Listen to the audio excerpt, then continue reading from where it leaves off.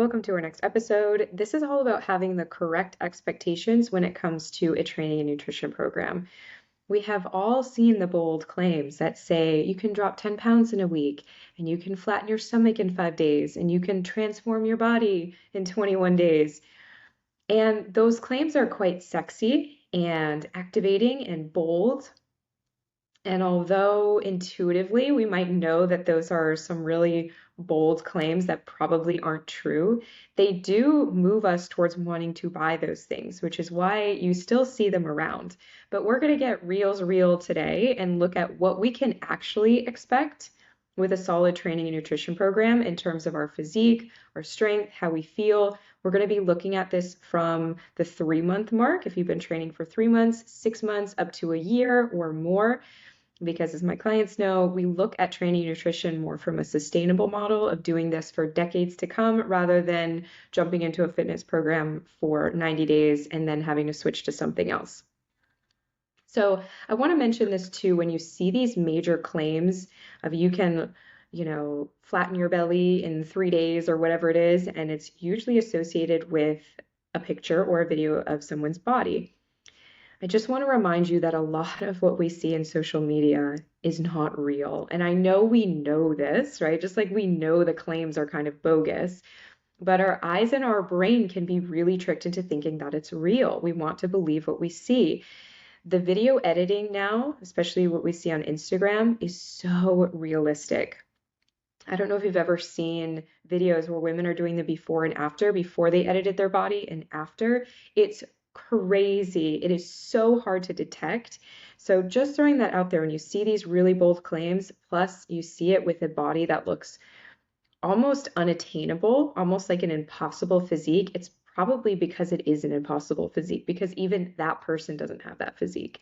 Or if you see somebody with a really unusually impressive physique and it's real, it's usually because they've been consistent for a long period of time. So that's what we're going to clarify today. So you don't get duped by these claims, because then what happens, we go into these fitness programs, we're like, okay, this is what they told me that I should be able to achieve. We go in and we don't get those results because the claims are too big anyway. It was too big of a promise. Then we can feel doubtful of our abilities. We feel like maybe something's wrong with us. Maybe we didn't push hard enough.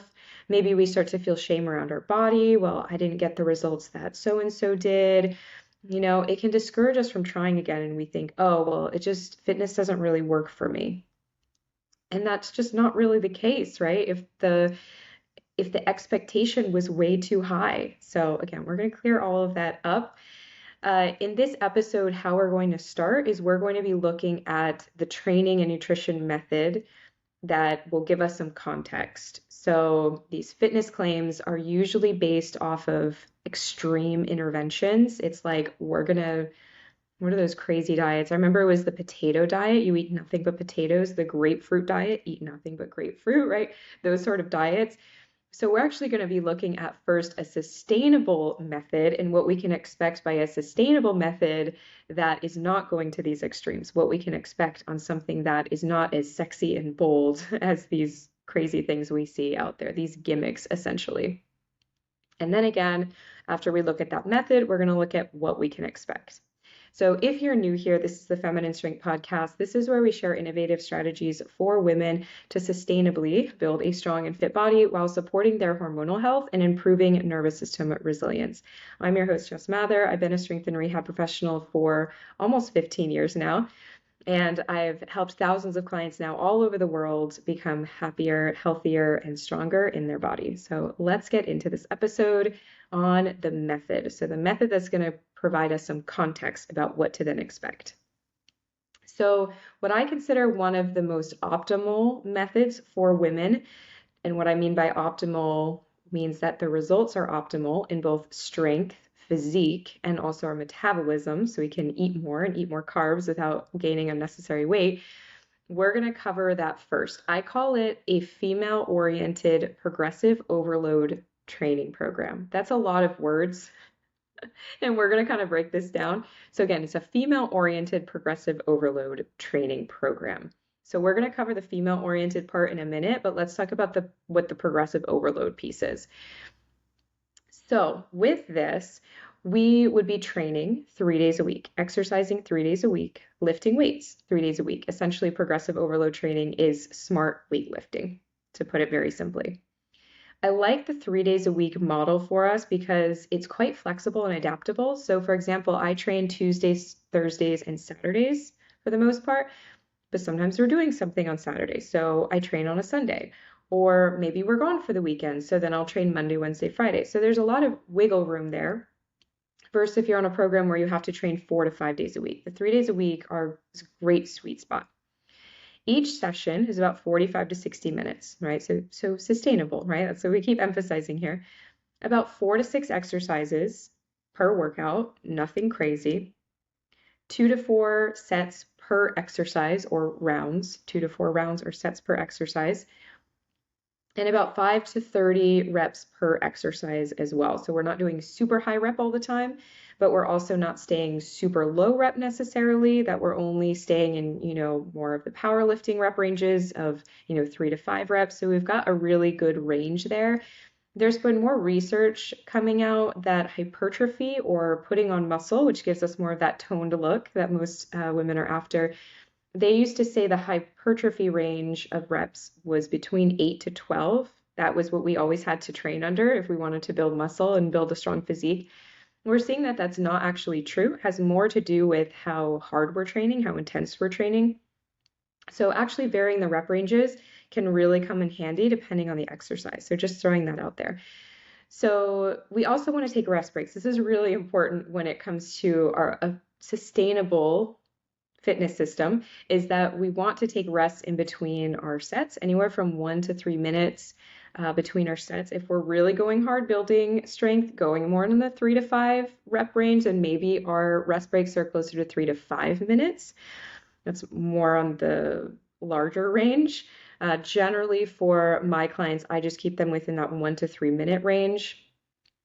And what that allows us to do is rest between our sets so that we're actually able to do our next round with more strength, with more gusto. We're able to actually perform better with those rest breaks. Very, very important to not just whiz through everything as quickly as possible. So from there, from that general framework, then we have a strategic progression of our lifts, strategic progression of our exercises. And there's really only 8 main movement patterns that traditionally we would do in weightlifting. We want to be hinging, like deadlifting patterns, squatting, single leg squatting variations like half kneel to stands, lunge patterns. We want to be bridging. We want to be ambulating, so carrying things. We push things, we pull things. So in essence, just to simplify this a little bit, is in a progressive overload training, we're not doing like a ton of crazy exercises. We're sticking generally to 8 main movements, and then we're doing slight variations of them. You can get very strong and fit and put on a lot of muscle using just like 3 to 5 exercises. You don't actually need a ton of variety. You definitely don't need muscle confusion, this concept of muscle confusion that, thank goodness, is outdated now for the most part. But I like to add a little bit more variety because it replicates more of real world strength when we're doing weird things out in the world, when we're doing different physical activities. I like to add more variety into the training. But generally, it's not just a bunch of random things. It's very strategic. By the way, all of this can be done at home with kettlebells and bands. So that's the method we're talking about in terms of the expectations so far, is this progressive overload piece of it. This is actually a very old school method. You lift heavy things and you put them back down. That's how you build muscle really effectively. It's that simple, and then you have to progress it. And again, it's very strategic in how you progress it, but essentially that's the bulk of it. The cyclical considerations here, which means how do we make this a female-oriented training program, is we have cyclical considerations, is that we actually sync your training to your cycle, so that way we can rest when we need it, which for most women it's luteal phase, and then we can train hard when we're feeling better, and also our injury risk is lower and our motivation is higher, so we don't feel like we're forcing ourselves to work out when we're bleeding. So that makes it a much more sustainable model. You also want to be tracking what you're doing. This is very important when it comes to actually progressing and getting results in a fitness program and a strength training program, is that you want to track what you're doing. You can't just be guessing like, oh, I think I did like 5 reps last time and You want to be tracking so you make sure that you can measure what is working. If we don't have anything to measure, then we don't actually know it's working. And a lot of that has come from me coming from the healthcare world where everything had to be documented, right? But that actually was a good thing. Then we can really see what's working, what's not, what was happening in the sessions. It's really important to take notes, track your workouts. All my clients know I'm obsessed with them tracking their workouts. I can see what everybody is doing. We can see we are moving the needle forward, right? Instead of just feeling like we're moving it forward, we are actually moving things forward. So with the progressive overload training program, also this allows us to adjust for individual capacity. So if you're a woman with hormonal imbalances, adrenal fatigue, things of that nature, it allows us to program it in a way that's still effective because again, we're tracking so we can see the effectiveness of it. And we can do this in a way that we can measurably and calculatively improve you without going outside of your window of tolerance or without pushing you beyond your capacity. And that's a super important piece because a big thing that'll happen when women will enter fitness programs, they'll enter the fitness program, but because it's not sustainable, it's more extreme. They go through it, they get injured, they flare something, their fatigue sets in really hard, and then they stop, right? So doing something like progressive overload training very strategically, calculatively, allows us to make sure that we are always moving at the pace of our body so that we don't run into that problem. Because it's definitely going to stop us from getting results, right? If we're like, I can't do anymore, I flared myself at some level, right? So we need a method that can adapt to our body. And progressive overload training is amazing for that because of the way that we can structure it. Okay, on the nutrition piece. So, on the nutrition piece, when we're talking about expectations, first, you need to make sure you're eating enough. Okay, so if you're looking to build muscle, even if you also want to lose fat, we can't put you in a super harsh deficit.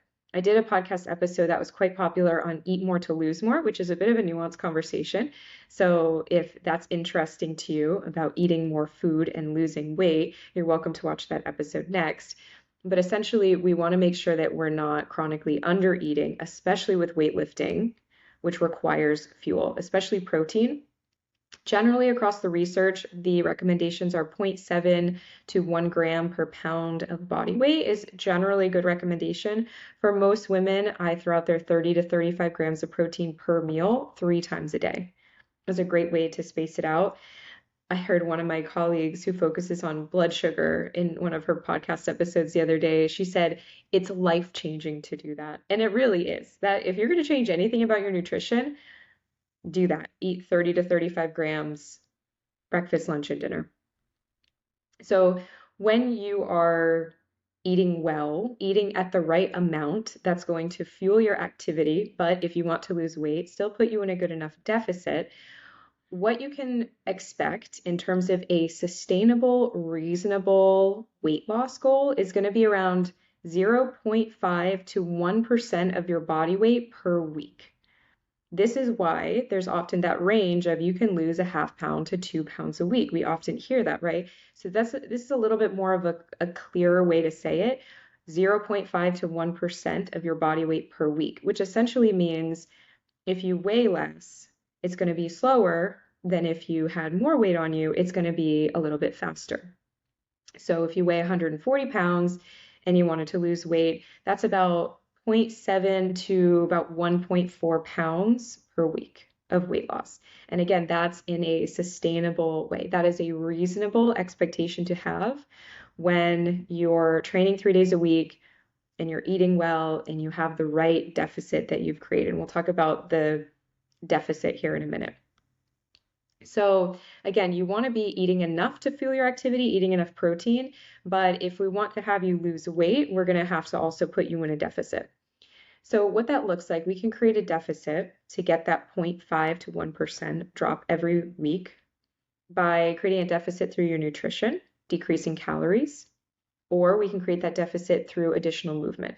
Usually that's when we up all of the cardio and then we're going to spin classes and we're going to Orange Theory and we're doing all these things. Instead, I use something called parasympathetic cardio, parasympathetic relating to the rest and digest branch of the nervous system that's not going to stress our body out anymore. We're already generally quite stressed as human beings on this planet right now. Training is a stressor by nature. So we want to make sure we're managing overall stress. in order to, again, make this sustainable and actually healthy for the long term. So instead, a very balanced method here would be progressive overload training 3 days a week, eating enough or a slight deficit if need be, and then adding some parasympathetic cardio as needed to also create a deficit if we're trying to create that through movement. Parasympathetic cardio would look like gentle biking, some dancing, rollerblading, swimming, things that feel good, that don't stress you out and are not going to hurt your recovery in your training. That's what that looks like. It's very straightforward, right? Those three things. Now, if we do those things in practice, we make that a consistent thing for us, we're on a strategic program, what can we actually expect here? Okay, so now we're going to get into the meat and potatoes of this. So in the first 4 to 6 weeks, you actually see quite a lot of gains. My clients are often surprised, like, oh my God, I'm building my strength so quickly. I'm doing so much better with this movement. And that is normal. A lot of the first 4 to 6 weeks are actually neurological. Your nervous system is learning the movements. Your body is learning the movements. Your brain is learning so much when you're moving and learning this training. So it starts to get more efficient at the movements, which you're practicing repeatedly. Again, we're not randomizing things. We're practicing a lot of the same movements or slight variations of the movements, so you actually get better at them. We want these neurological gains. They're very important in the beginning. And we're learning the foundation of good movement when we're doing that. So it's extremely important to learn how to move well first instead of going and loading, because then we have to unlearn those patterns because they're already ingrained in your system.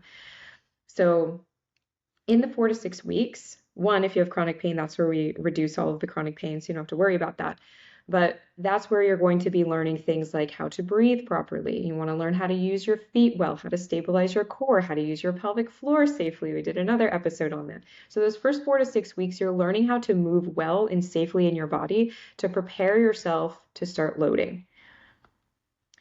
During that time too, your muscles might feel a little bit firmer. You might feel like you're a little bit more toned, so to speak. You might see a little bit more definition depending on your body fat mass. You will see some of that fat loss as that deficit continues to work. So again, that 0.5 to 1% losing of your body weight every week. So we'll see some of that. I want to mention this too, is that when you're starting to build muscle, which we'll go into in months 2 and 3, when we really start to build muscle, the scale weight isn't going to always reflect what's going on. So I always suggest taking progress photos, because as you put on muscle, obviously you're putting on muscle, you're adding weight. So sometimes the scale weight is not going down in the same way that it did in the first month as muscle gain goes up. So progress photos can be really great here. Also, when we're starting to train, sometimes we can retain more water. And if we're eating more carbohydrates now, we can start to retain a little bit more water. So the scale also goes up. If we're consuming any creatine, that also can increase our scale weight. So scale weight is one metric that we want to generally track, can be a good metric. But also progress photos. I prefer that even over measuring, like using measuring tape, especially if you're doing measurements around the waist. Generally, those can be good, but also we can be more bloated from one day or 1 week from another. So it doesn't always give an accurate perspective. So if we do a couple of things, the progress photos, the scale, and tape measure, those things can give us a really, clear picture. You can tell I'm all about data. If people are down to make some data and collect some data, I'm good with it. So after the first 4 to 6 weeks where you've established your ability to do these movement patterns and your brain is learning them, you're getting more efficient, you're feeling a little bit more density in your muscles is what you want to see.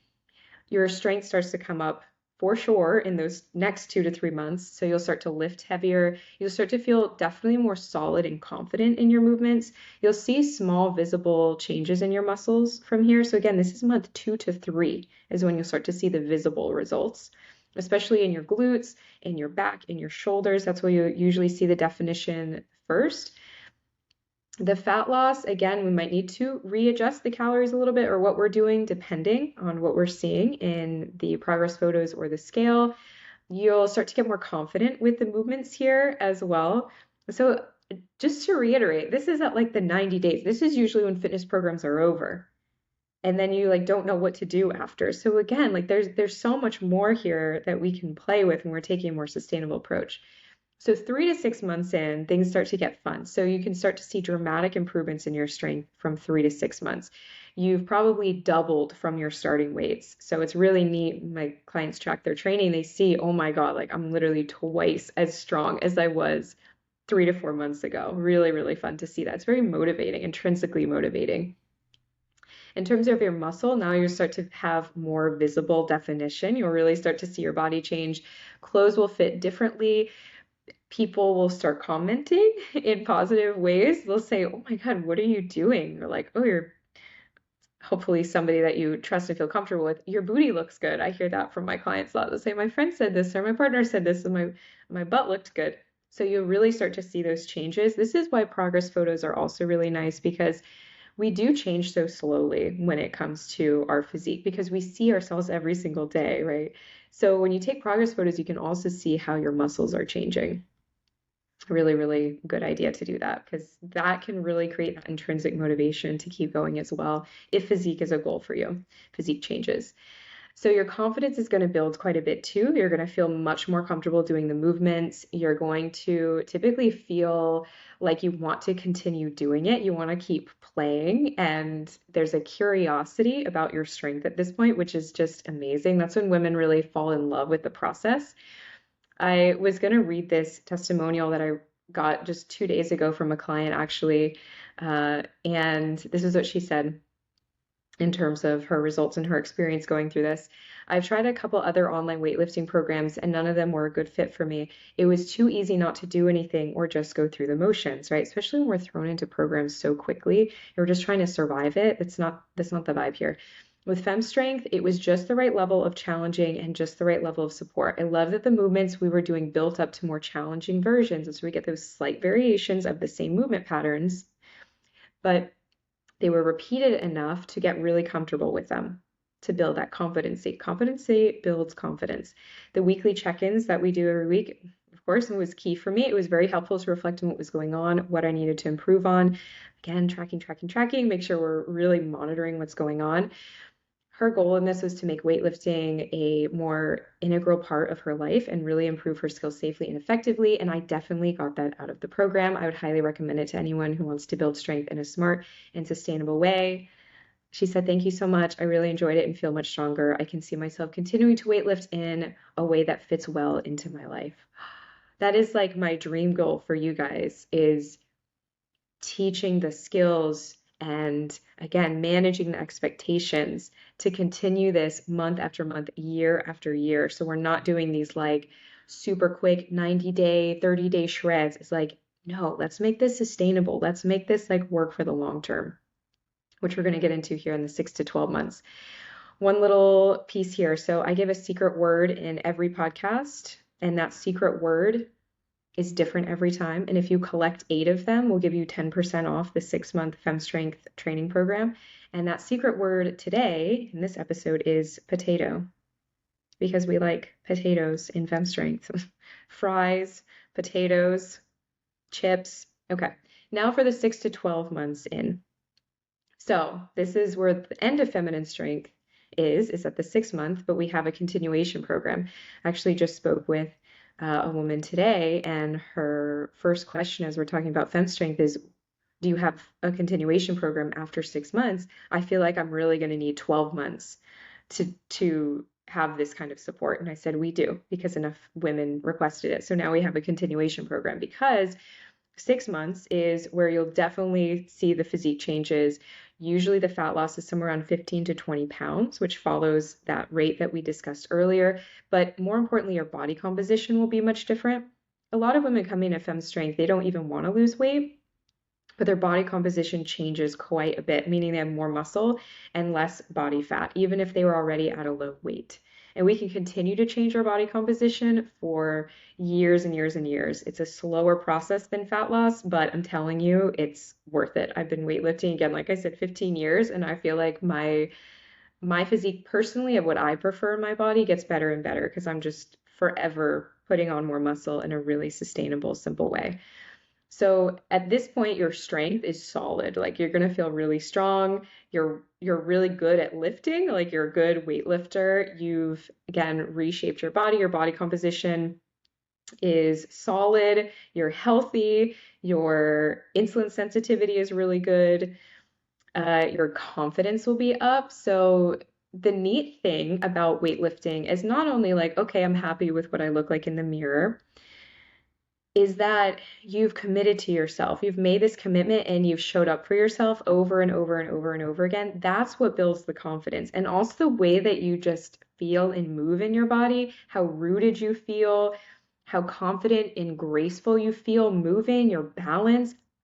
It's hard to articulate.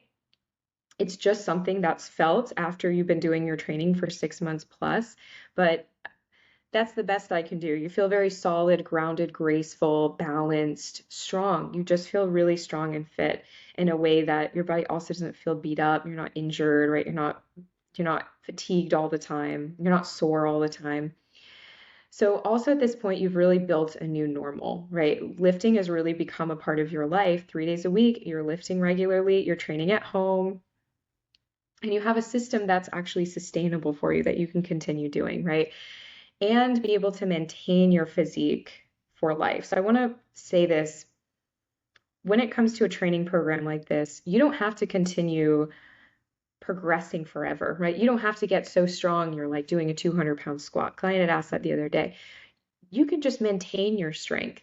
But when you're lifting like that, generally maintaining your strength, maybe just progressing very slowly throughout month by month, it's such a simple, straightforward, and I want to even say easy way to maintain your weight. Because we see that weight naturally starts to creep up, especially as metabolism slows down because muscle loss occurs, hormones change. This is a phenomenal way to make sure you're not just gaining a bunch of weight suddenly as your hormones get weird, or you don't have to go on these strict diets and then do a bunch of cardio. This is such a relief for a lot of women to find. It's like, oh, I don't have to worry about this anymore. I don't have to be like on or off the wagon with a diet or an exercise program. I can just like live this. I can just live this. So the thing about progressing over time, so let's say, beyond the 12 months, right? 1 to 3 years and so on and so forth. The neat thing about how we would progress you is you'd still just train 3 days a week. We're not adding more time, just the work that you're doing within the sessions changes. So maybe you're doing more load, or we're changing the reps and the sets, or we're changing the exercises slightly, but you're not necessarily adding more time to your workouts, which is great. So it doesn't mean like you have to work your way up to doing 6 days a week of training. You can if you want. There's nothing wrong with training 4 to 5 days a week if you're able to recover from it. I just found the sweet spot to be 3 days a week where we get great results and we don't have to make fitness our life. I always say your strength training should really complement your life. So the other thing in terms of expectations, other things should be easier. Somebody said once, strength makes life easier. So when you're strong, you can move around much more easily. You can pick heavy things up without asking for help, although I still ask for help picking up heavy things. So you get the choice, right, between picking up heavy things and asking for help. So there's an ease that occurs when your body is strong as well. So I think that about covers everything. I'm glad to have shared this all with you. I wish somebody told me these things when I was a teenager and trying to follow these workouts and expecting results that were just unrealistic and didn't work and required extreme measures to get them. And now understanding and implementing this particular system, which I've done the last 5 years, this particular way that I'm doing it, is just so simple. It's so simple and lovely, and we've had so many great responses from this program. So let me check if there's anything else that I want to say on this. I think that about covers it. So again, as a recap, real transformation does take time. It's not just in 3 weeks. You will feel better and feel stronger before you look different. That's an important distinction too. That is normal. That is not you doing something wrong. That is not your body responding wrong. That is normal.